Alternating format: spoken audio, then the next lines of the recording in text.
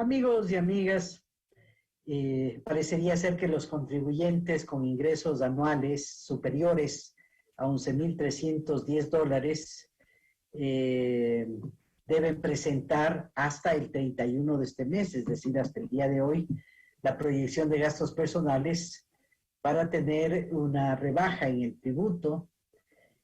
Hay varias nuevos aspectos que entran en vigencia tras la Ley para el Desarrollo Económico y Sostenibilidad Fiscal. ¿Cuáles son esos cambios? Póngale mucha atención. Vamos a analizarlos con nuestro invitado, el doctor John Arias. Él es analista tributario, a quien le damos la más cordial bienvenida. Sea usted bienvenido. Partimos nuestro diálogo con una breve visión. Estaba chequeando algunos mensajes de nuestros oyentes que me decían, por ejemplo, del impuesto a la renta. El impuesto a la renta que rige este marzo, que hay que declararlo desde marzo, se acoge al 2021, es decir, todavía no entran acá las reformas. Ya vamos a analizarlo a nuestros oyentes, póngale atención. Vamos con una primera mirada. ¿Qué cambio registra la norma? Bienvenido, John. Muchas gracias, Carmen. Andrés, muy buenos días.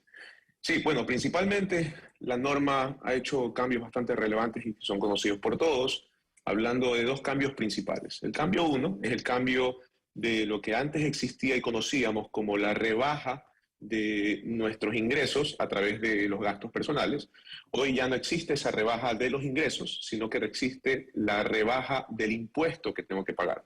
Es decir, hoy lo que sucede es que se calcula el impuesto en base a mis ingresos netos, es decir, mi ingreso que recibo mensualmente multiplicado por 12 o de manera anual, y lo único que puedo deducir es el pago que se hace al Instituto de Seguridad Social. Luego de eso se tiene una utilidad y sobre esa utilidad se calcula un impuesto a la renta. De ese impuesto a la renta, que sale un valor a pagar, se deduce o se disminuye con el cálculo que establece la nueva ley, que básicamente, en términos lo más prácticos posibles, es que ahí existe un límite.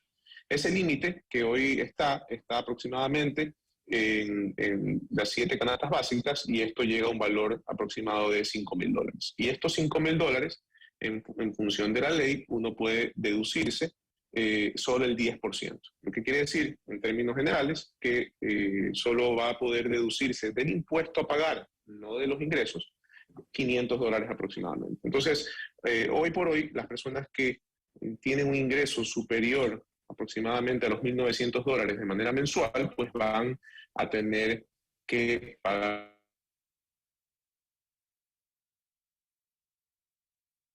Doctor Arias. Doctor Arias, tenemos dificultades en la señal, está entrecortada. Si es que usted apaga la cámara, a ver si logramos un mejor audio, doctor Arias. Perfecto. Bien, continuamos. Sí, mencionaba que entonces al final del día de hoy habrá que presentar la proyección de gastos personales, que tendrá como techo máximo $5,000, y el 10% de eso, es decir, $500, será lo que se puede deducir, es decir, disminuir del impuesto a la renta, que debe ser calculado como lo mencioné anteriormente. Ese es el primer cambio drástico e importante. Y el segundo cambio es el cambio de la tabla de impuesto a la renta de las personas naturales. La tabla anterior, que estaba y regía hasta el año 2021, era una tabla que tenía franjas del 0% al 35%, en función de una tabla progresiva. El día de hoy, la tabla cambió radicalmente y todas las franjas han cambiado, lo cual en cierto punto ha hecho que primero aumente el impuesto del 0, que antes era el 35% como máximo, ahora es el 37% como máximo.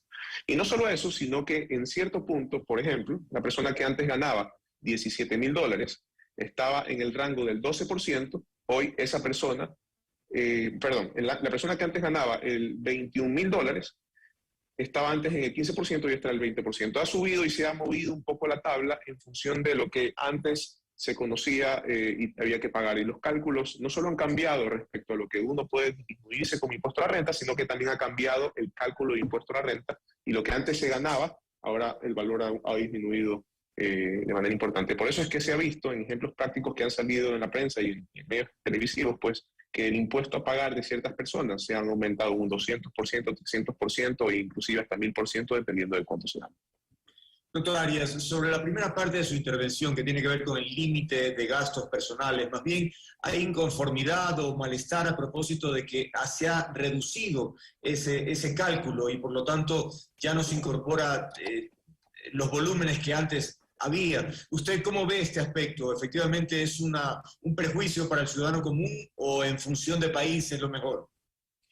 Definitivamente siempre el meter la mano al bolsillo del ciudadano va a ser un perjuicio para las personas que van a pagar más, ¿no? De una u otra forma, la necesidad del Estado de disminuir este déficit y a su vez poder recuperar o poder cobrar lo que tienen previsto para este año 2022 y 2023 en función de los impuestos que han salido, pues han provocado que de algún lugar salga ese dinero, ¿no? Y en este caso en particular, el cálculo, más allá de cómo se realiza al final del día, lo que termina en términos prácticos es que el ciudadano que antes no pagaba un impuesto en función de la necesidad de gastar y de tener estos documentos para poder disminuir su impuesto, pues hoy ya tiene un límite muy, muy inferior al que tenía antes y esto está provocando que definitivamente se pague más, ¿no?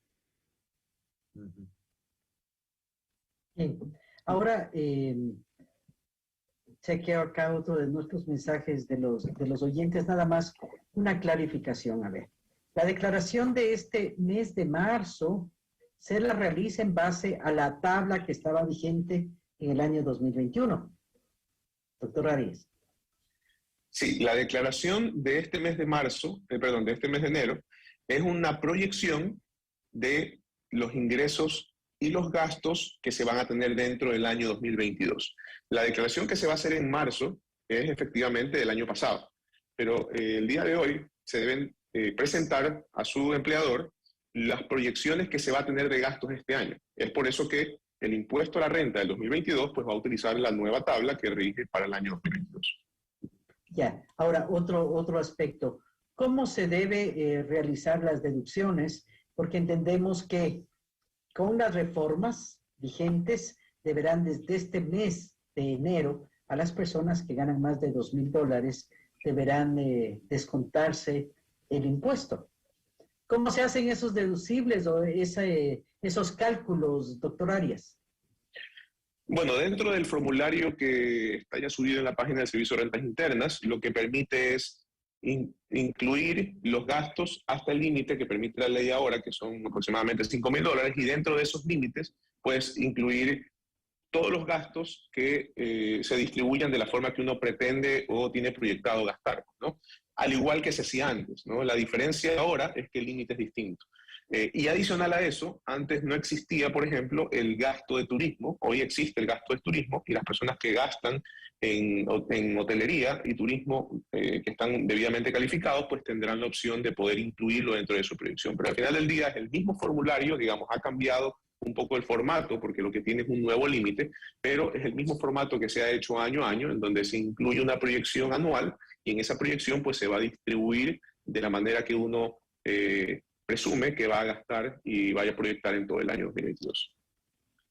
Explíquenos, porque de acuerdo a lo establecido en la Ley de Desarrollo Económico, las personas naturales ya no podrán deducir los gastos personales, pero podrán aplicar un crédito tributario. ¿Qué alcance tiene o qué es un crédito tributario?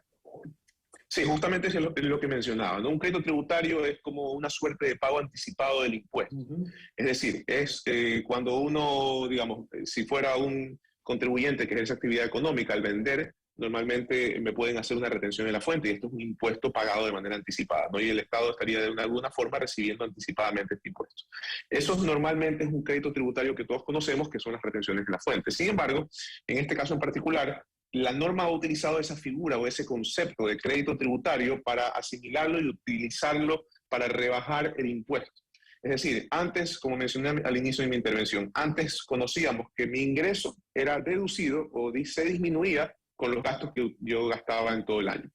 Ahora, eso ya es totalmente distinto, porque ahora todo mi ingreso va a calcular un impuesto a la renta, y si ese impuesto a la renta, un ejemplo práctico, es $1,000, resulta que no pago $1.000, sino que en función de la fórmula y en función del límite de 5.000 por el 10% que son 500, yo no voy a pagar 1.000, sino que disminuyo los $500 que me permite la ley como máximo y ya al final del año pago 500. Entonces, es un cambio meramente gramatical, pero al final del día lo que nos interesa es saber cómo terminamos pagando el impuesto, ¿no? Por un lado, antes se pagaba sobre la utilidad. Hoy, la utilidad calcula un impuesto y ese impuesto tiene que ser pagado, por un lado, con efectivo, por decirlo así, y por otro lado, con el límite que permite la ley, que es $500. Doctor Arias, si tendríamos que hacer en términos de porcentaje, ¿cuánto finalmente se eleva? Estamos hablando de qué porcentajes. Va a depender muchísimo. ¿Mayores a la clase media? ¿A los profesionales, doctor Arias?